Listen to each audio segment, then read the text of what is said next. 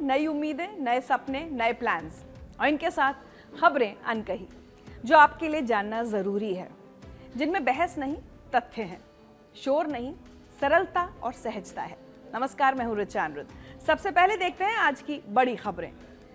चुनाव आयोग ने बिहार विधानसभा चुनाव के लिए तारीखों का ऐलान कर दिया है।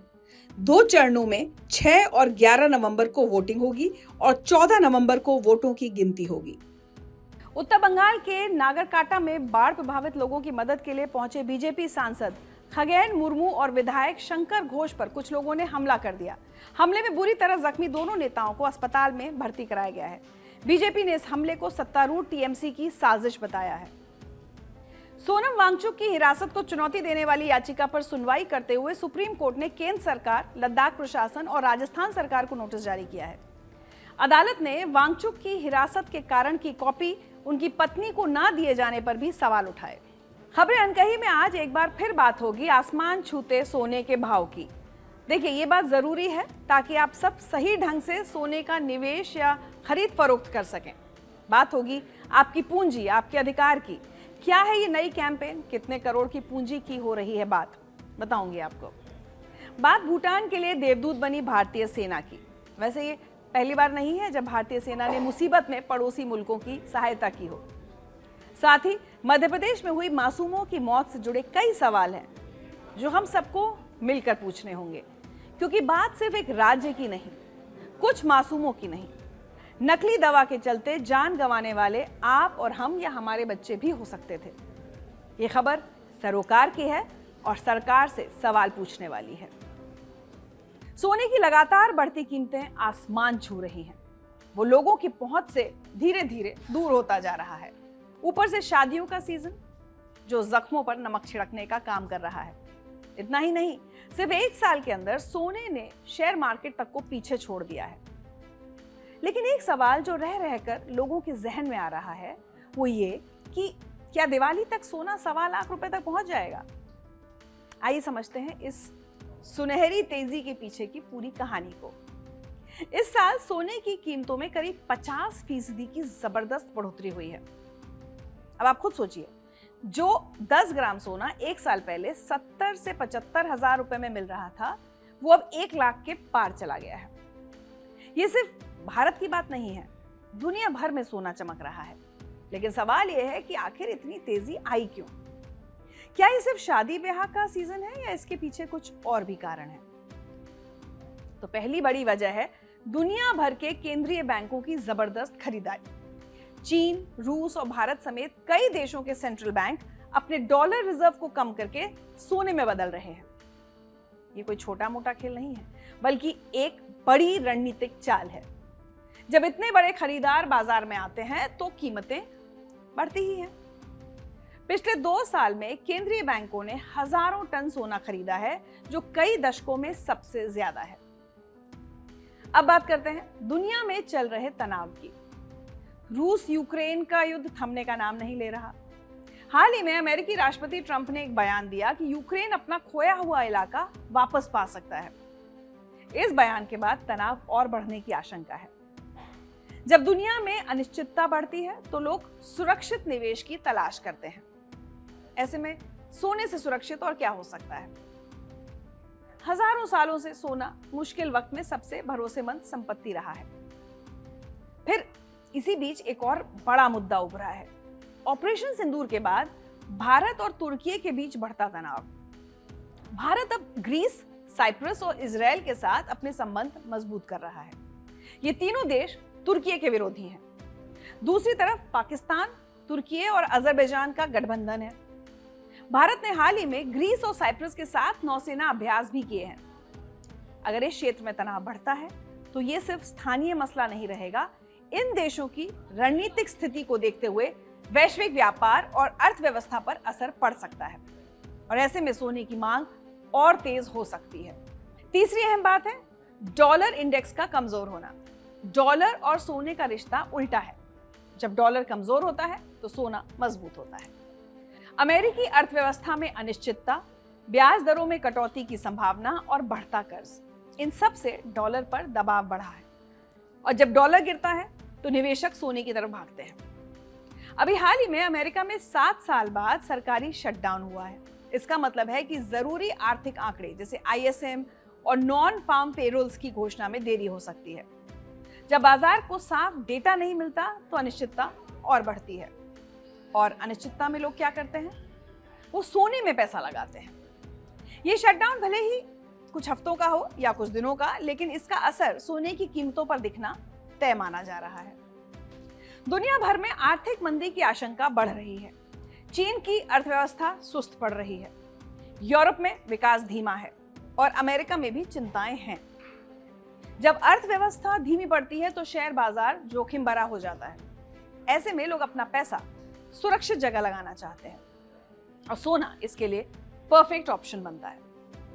इतिहास गवाह है कि हर मंदी में सोने ने निवेशकों को बचाया है।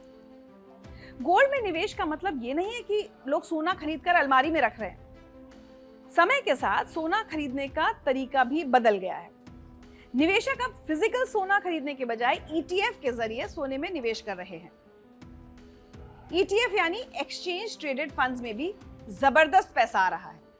ये आसान भी है और सुरक्षित भी। जब इतना पैसा सोने की तरफ बढ़ता है, कीमतें बढ़नी स्वाभाविक है। पिछले कुछ महीनों में गोल्ड ETF में रिकॉर्ड इनफ्लो देखा गया है। Trade war, tariff, supply chain की दिक्कतें, ये सब मिलकर वैश्विक व्यापार में अनिश्चितता पैदा कर रहे हैं। कंपनियां नहीं जानती कि अगले महीने क्या होगा। निवेशक कंफ्यूज्ड हैं और ऐसे माहौल में सोना सबसे स्थिर विकल्प दिखाई दे रहा है। अब आते हैं मुख्य सवाल पर, क्या भारत में दिवाली तक सोना 1.25 लाख तक पहुंच सकता है? देखिए, अगर ये सारे कारक बने रहते हैं, भू राजनीतिक तनाव, केंद्रीय बैंकों की खरीदारी, कमजोर डॉलर और आर्थिक अनिश्चितता, तो सोने में और तेजी आ सकती है। दिवाली से पहले भारत में मांग वैसे भी बढ़ती है। शादी ब्याह, करवा चौथ, धनतेरस, दिवाली, ये सब सोने की खरीदारी का सीजन है। और ऊपर से अखबारों, टीवी, रेडियो पर विज्ञापन दिखा दिखाकर बड़ी बड़ी ज्वेलरी ब्रांड्स हमको ललचाती रहती हैं। लेकिन याद रखिए, हमको इनमें फंसना नहीं है। अगर अंतर्राष्ट्रीय बाजार में तेजी बनी रही और स्थानीय मांग भी जुड़ी तो सोने का 1.25 लाख तक पहुंचना बेहद आसान हो सकता है। हालांकि बाजार में हमेशा उतार चढ़ाव रहता है। अगर किसी तरह से भू राजनीतिक तनाव कम होता है या डॉलर मजबूत होता है तो कीमतों में कमी भी आ सकती है। लेकिन अगर लंबे समय के हिसाब से देखें तो सोने का ट्रेंड अभी तो ऊपर की तरफ ही है। सोने की बढ़ती कीमतों का ही नतीजा है कि इस साल दशहरे पर सोने की बिक्री में 25% की कमी आई। IBJA यानी India Boolean and jewellers association के मुताबिक इस बार दशहरे पर 18 टन सोने की बिक्री हुई है, जबकि पिछले साल 2024 में 24 टन सोना बिका था। IBJA के राष्ट्रीय सचिव सुरेंद्र मेहता का कहना है कि अब लोग नया सोना खरीदने के बजाय पुराने सोने की अदला बदली काफी कर रहे हैं। बड़ी बात यह है कि जिन लोगों ने नया सोना खरीदा भी है उसमें ज्यादा मांग सिक्कों की रही, क्योंकि कई लोग गोल्ड कॉइन्स निवेश के रूप में खरीद रहे हैं। 5 ग्राम के सोने के सिक्के सबसे ज्यादा बिक रहे हैं, जबकि ज्वेलरी खरीदने पर गहनों के डिजाइन के हिसाब से ज्वेलर्स 15 से 30% तक मेकिंग चार्ज भी वसूलते हैं। सोने की बढ़ती कीमतों का सबसे ज्यादा असर मिडिल क्लास परिवारों पर पड़ रहा है। एक समय था जब शादी में 50 से 60 ग्राम सोना देना आम बात थी, लेकिन अब परिवार सिर्फ 20 से 30 ग्राम तक सीमित हो गए हैं। कई परिवार तो अब सोने की जगह डायमंड या प्लैटिनम ज्वेलरी को तवज्जो दे रहे हैं। छोटे व्यापारी और नौकरी पेशा लोगों के लिए अब सोना खरीदना एक बड़ा फाइनेंशियल डिसीजन बन गया है। तो इस वक्त सोना सिर्फ जेवर नहीं, जरूरत भी बन चुका है, भरोसे की, सुरक्षा की और निवेश की। जब दुनिया अस्थिर हो, अर्थव्यवस्था अनिश्चित हो, तब लोग उसी चीज की तरफ लौटते हैं जो सदियों से साथ देती आई है, और वो है सोना। लेकिन समझदारी इसी में है कि भावनाओं से नहीं, योजनाओं से निवेश किया जाए। अगर आप निवेशक हैं तो इस समय को समझना जरूरी है, और अगर आप दिवाली पर सोना खरीदने की सोच रहे हैं तो ये कीमतें देखकर थोड़ा सोच समझ जरूर लेना, क्योंकि जो सोना आज महंगा लग रहा है कल और महंगा हो सकता है। तो क्या आप तैयार हैं इस सुनहरी उछाल के लिए? कमेंट सेक्शन में हमें बताएं कि इस बार धनतेरस और दिवाली के लिए सोना खरीदने को लेकर आपकी क्या प्लानिंग है। क्या आप जानते हैं कि बैंकों, RBI और दूसरी वित्तीय संस्थाओं में इस वक्त 1 लाख 84,000 करोड़ रुपए ऐसे पड़े हैं जिनका कोई दावेदार नहीं मिल रहा। जी हां, सही सुना आपने, 1,84,000 करोड़ रुपए। मैं तो समझ ही नहीं पाई थी इसमें जीरो कितने लगाने हैं। ये वो पैसा है जो किसी ना किसी भारतीय नागरिक का है, किसी परिवार की मेहनत की कमाई है, लेकिन लोगों को पता ही नहीं कि उनके पास इतना पैसा कहीं पड़ा हुआ है। ये मतलब किसी एक परिवार या एक व्यक्ति का पैसा नहीं है, लेकिन ऐसे बहुत सारे लोग हैं, शायद लाखों लोग ऐसे होंगे जिनका ये पैसा होगा। शायद इन पैसों में से कुछ हिस्सा आपका भी हो सकता है। तो फिर सवाल उठता है कि इतनी बड़ी रकम आखिर है किसकी, कहां है, और सबसे जरूरी, इसे वापस कैसे पाया जा सकता है। तो चलिए पूरे सिलसिले को समझते हैं। जिन लाखों करोड़ों भारतीयों ने अपनी पूरी जिंदगी मेहनत से कमाया या बचाया और अपने परिवार के भविष्य के लिए बैंकों में या बीमा में या म्यूचुअल फंड में, प्रोविडेंट फंड में पैसा जमा किया, लेकिन समय के साथ कोई ना कोई ऐसा कारण हो गया कि वो पैसे अनक्लेम्ड रह गए, यानी जिनका दावा किया ही नहीं गया। कभी डॉक्यूमेंट गुम हो गए, कभी परिवार के लोगों को पता ही नहीं चला कि उनके बुजुर्गों ने कहां कहां निवेश किया था, कभी पॉलिसी की मैच्योरिटी के बारे में भूल गए, तो कभी नौकरी बदली और पीएफ का खाता पीछे छूट गया। या ऐसा भी हो सकता है कि कई बार हम सुनते हैं कि पूरे परिवार के साथ कोई ट्रेजेडी हो गई और कोई भी ऐसा नहीं था जो बचत की उस कमाई को क्लेम कर पाता। तो वित्त मंत्री निर्मला सीतारमण ने इसे बहुत खूबसूरती से समझाया है। सुनिए उन्होंने क्या कहा। It's like a lovely ripe fruit which is there. You're not able to touch it, you're not able to reach it. The fruit actually belongs to you. उन्होंने कहा कि ये ऐसा है जैसे पका हुआ फल पेड़ पर लटका है, हाथ की पहुंच में है, लेकिन जिसके लिए ये है उसके हाथ में गिर नहीं रहा। अब जरा 1,84,000 करोड़ को समझने के लिए इसका ब्रेकअप देखिए।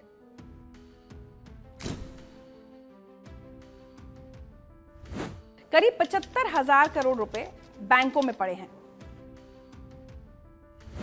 65,000 करोड़ रुपए कंपनियों के पास डिविडेंड के रूप में जमा है, 19,000 करोड़ रुपए शेयर के रूप में पड़े हैं, 14,000 करोड़ रुपए बीमा कंपनियों के पास हैं, करीब 8,000 करोड़ रुपए पीएफ खातों में जमा है, 3,000 करोड़ म्यूचुअल फंड में फंसे हैं।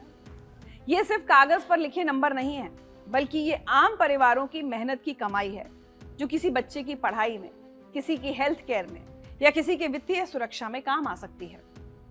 दशकों से लोग इस बात को उठाते रहे हैं कि बैंकों, आरबीआई या आईईपीएफ यानी investor education and protection fund में पड़े इन अनक्लेम्ड पैसों को उनके असली मालिकों तक पहुंचाया जाना चाहिए।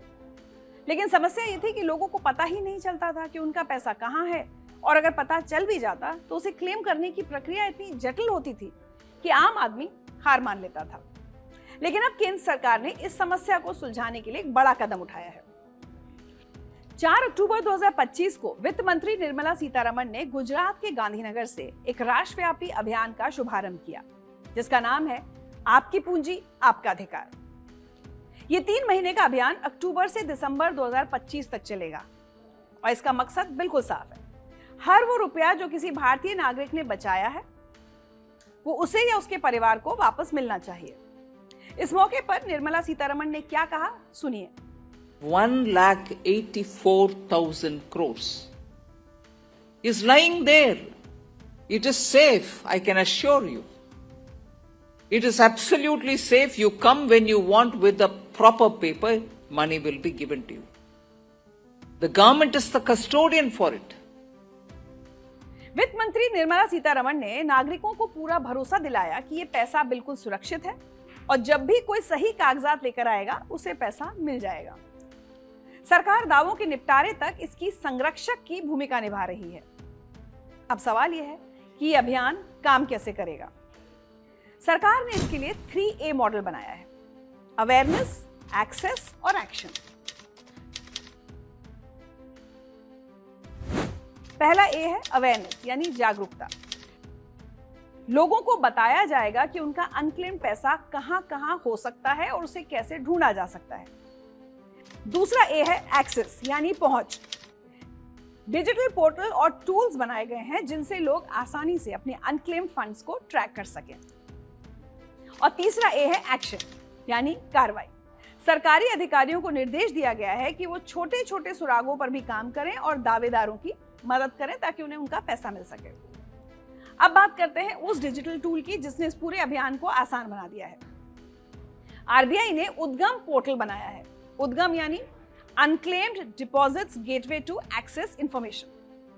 ये एक ऐसा पोर्टल है जहां आप एक जगह पर बैठकर कई बैंकों में अपने अनक्लेम्ड डिपॉजिट्स की जानकारी ढूंढ सकते हैं।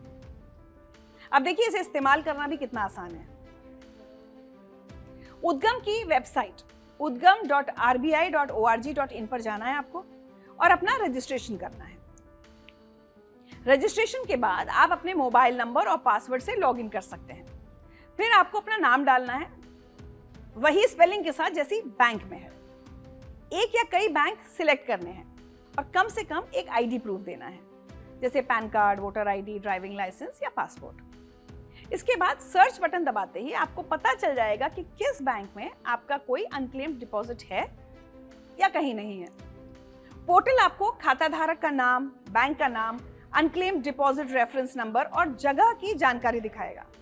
और सबसे अच्छी बात, जब आप बैंक के नाम पर क्लिक करेंगे तो आपको सीधे उस बैंक की वेबसाइट पर ले जाया जाएगा जहां क्लेम करने की पूरी प्रक्रिया बताई गई होगी।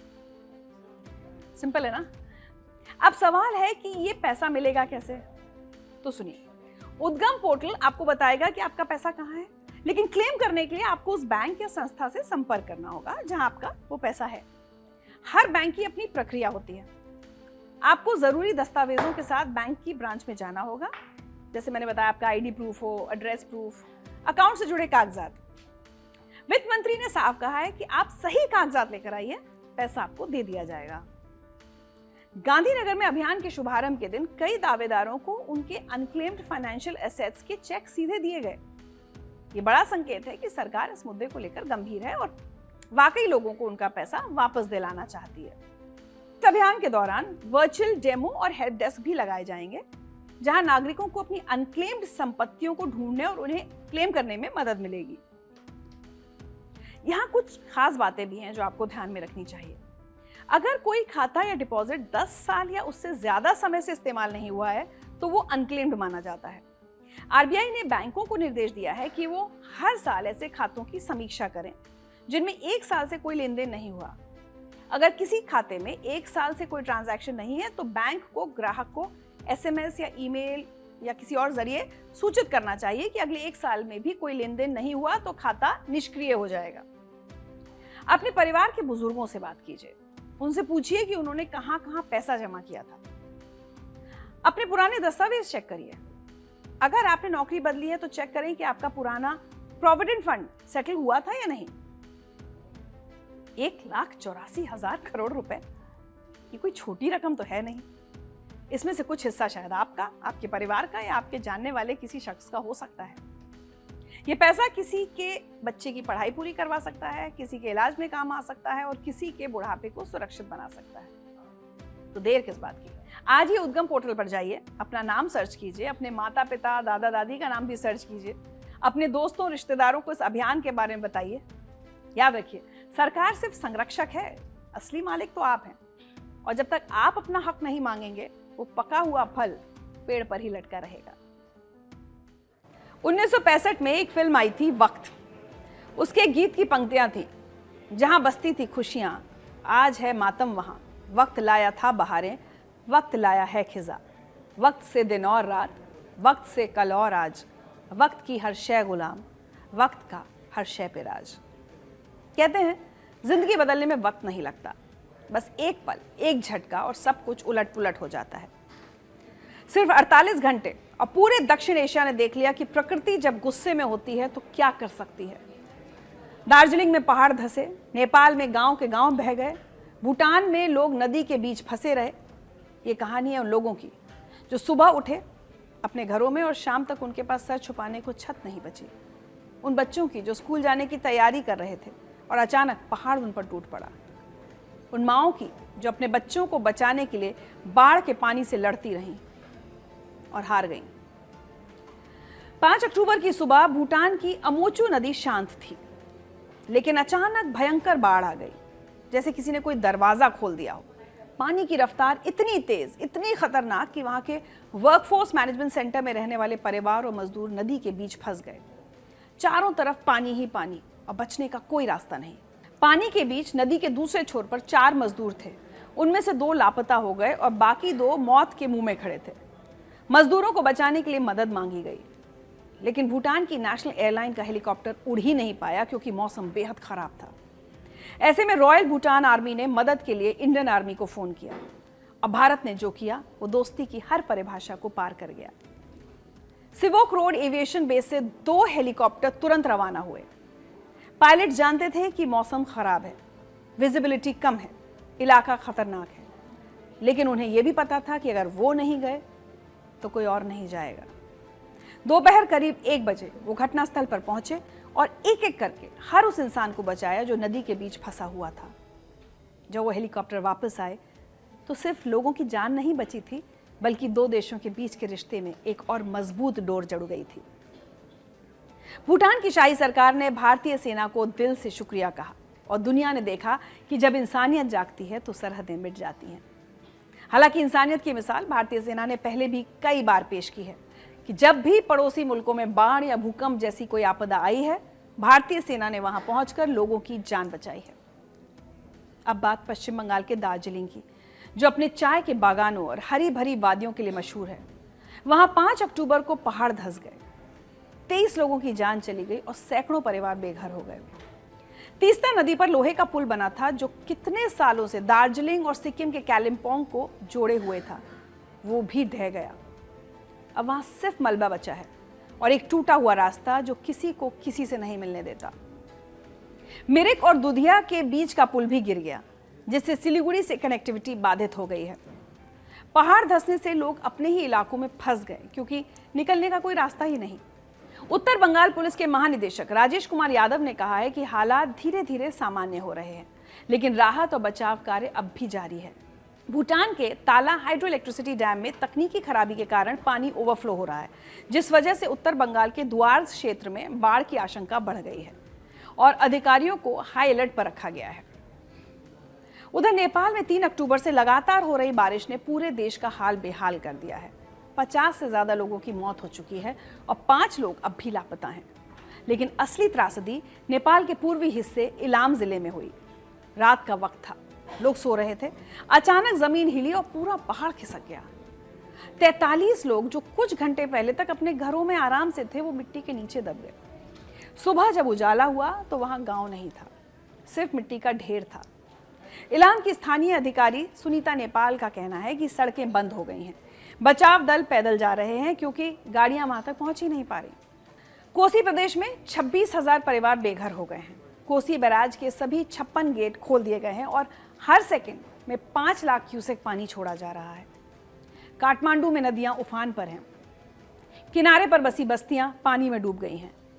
24 हाईवे पूरी तरह बंद हो गए हैं, फ्लाइट्स रद्द हो गई हैं। सैकड़ों लोग जहां तहां फंस गए हैं, खासकर वो जो दशहरा मनाकर घर लौट रहे थे। जब हिमालयी इलाकों में तबाही मची हुई थी, तभी अरब सागर से एक नया खतरा उठा, चक्रवाती तूफान शक्ति। इसने सिर्फ 2 दिनों में अपनी ताकत दिखा दी। 3 अक्टूबर को ये एक साधारण तूफान था, लेकिन 2 दिन बाद ये एक भयंकर चक्रवात बन चुका था जिसकी रफ्तार 100 किलोमीटर प्रति घंटे थी। गुजरात और महाराष्ट्र के तटीय इलाकों में हाई अलर्ट जारी कर दिया गया है। मछुआरों को समुद्र में जाने से मना कर दिया गया है। मुंबई, ठाणे, पालघर, रायगढ़ सभी जगहों पर तैयारियां शुरू हो गई हैं। स्कूल कॉलेज बंद कर दिए गए। लोगों से कहा गया कि वो अपने घरों में रहें और सुरक्षित रहें। गुजरात ने 2019 में चक्रवात वायु का सामना किया था और इस बार सरकार पूरी तरह से तैयार है। राहत सामग्री स्टॉक कर ली गई है और आपदा प्रबंधन टीमें तैनात कर दी गई हैं। अब सवाल यह है कि एक साथ इतनी बड़ी और इतनी सारी आपदाएं आ क्यों रही हैं? जवाब सीधा है लेकिन कड़वा है। बंगाल की खाड़ी में लो प्रेशर सिस्टम बना जिससे भारी बारिश हो रही है। अरब सागर में मौसम का पैटर्न बदल रहा है और चक्रवात बन रहे हैं, लेकिन असली वजह है क्लाइमेट चेंज। पहाड़ी इलाकों में बेहिसाब निर्माण हो रहा है, जंगल काटे जा रहे हैं, नदियों के प्राकृतिक प्रवाह में इंसान दखल दे रहा है।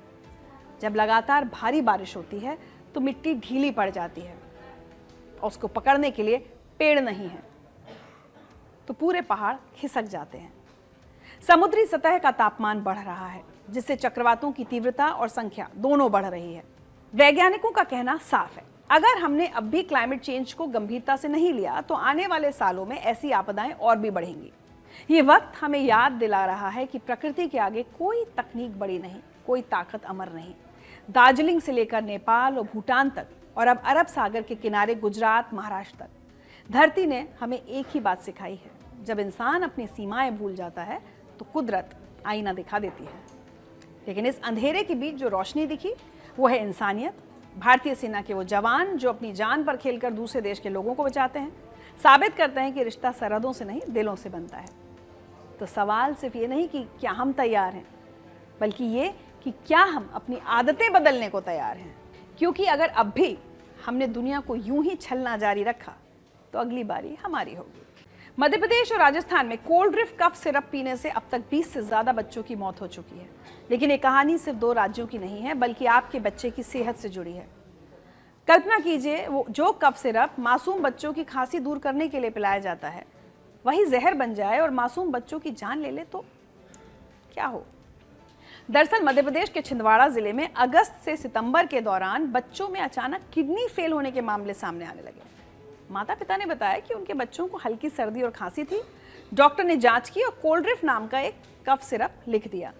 सिरप पिलाने के कुछ ही दिनों बाद बच्चों की हालत बिगड़ने लगी। पेशाब में खून आने लगा, किडनी ने काम करना बंद कर दिया। परिवारों ने इलाज कराने के लिए अपनी जमीन तक गिरवी रख दी, लेकिन एक के बाद एक 16 मासूमों की जान चली गई। 48.6%, जी हाँ 48.6% डाईइथाइलिन ग्लाइकॉल नामक जहरीला रसायन पाया गया। ये वही केमिकल है जिसका इस्तेमाल एंटी फ्रीज और ब्रेक ऑयल में होता है। WHO ने इसे खतरनाक बताते हुए चेतावनी दी थी कि इसके सेवन से किडनी फेल हो सकती है और जान भी जा सकती है। मध्य प्रदेश के बाद राजस्थान के सीकर जिले में भी 3 बच्चों की मौत इसी कफ सिरप से हुई। हालांकि राजस्थान सरकार की जांच में अलग नतीजे सामने आए, लेकिन सावधानी के तौर पर कार्रवाई शुरू कर दी गई है। अब यह विवाद सिर्फ 2 राज्यों तक सीमित नहीं रहा। महाराष्ट्र, उत्तर प्रदेश, केरल, तमिलनाडु, तेलंगाना, गुजरात और उत्तराखंड सभी राज्यों ने अलर्ट जारी कर दिया है।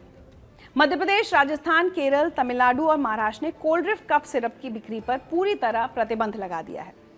केंद्रीय स्वास्थ्य मंत्रालय ने केंद्रीय औषधि मानक नियंत्रण संगठन CDSCO के जरिए हिमाचल प्रदेश, उत्तराखंड, गुजरात, तमिलनाडु, मध्य प्रदेश और महाराष्ट्र में मौजूद श्री सन फार्मास्यूटिकल्स की मैन्युफैक्चरिंग यूनिट की जांच शुरू कर दी है। मध्य प्रदेश पुलिस ने इस कंपनी और सिरप लिखने वाले डॉक्टर प्रवीण सोनी के खिलाफ FIR दर्ज की है। डॉक्टर को गिरफ्तार कर सस्पेंड कर दिया गया है। 20 से ज्यादा मासूमों की जानें जा चुकी हैं।